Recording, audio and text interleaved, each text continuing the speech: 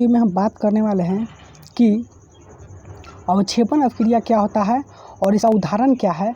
हम आपको डिटेल में आपको बताने वाले हैं। आज मैं आपको समझाने वाला हूं कि अवक्षेपण अभिक्रिया क्या है और ये आपके बोर्ड के एग्ज़ाम के लिए जैसे कि 2 नंबर का आता है।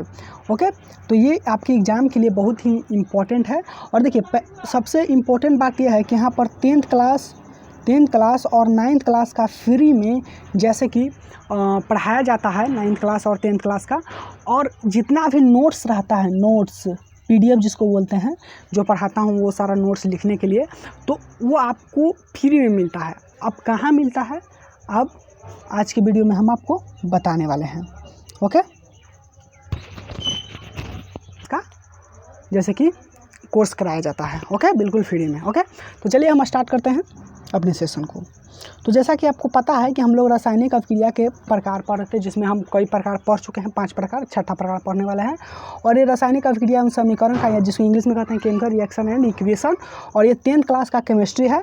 और ये आज का क्लास जो है, क्लास जैसे कि 10 क्लास हो, मैंने 10 वीडियो डाल चुका हूँ, 11वां वीडियो है।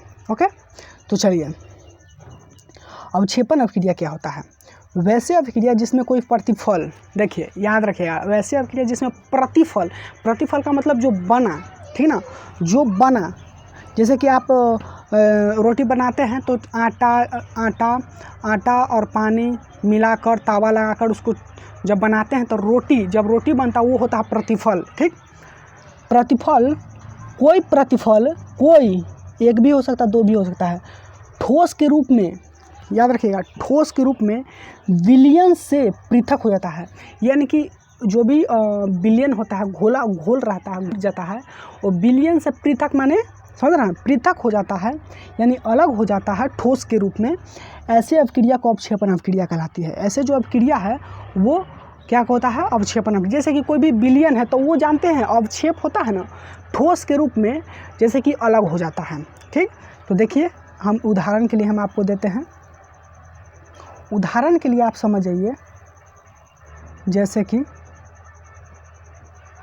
कि मान लीजिए कि NaCl लिए, साधारण नमक लिए और AgNO3 लिए। ठीक, उसको जलीय विलयन में जब घोलिएगा तो AgCl और NaNO3 बना। ठीक, तो ये जो AgCl है ना, ये ठोस के रूप में पृथक हो जाता है।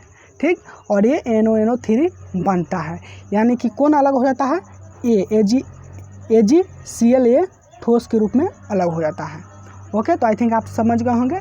और मैं आपको बताना चाहूँगा PDF वीडियो के डिस्क्रिप्शन बॉक्स में मिल जाएगा, वहाँ से आप डाउनलोड कर लीजिएगा। ओके।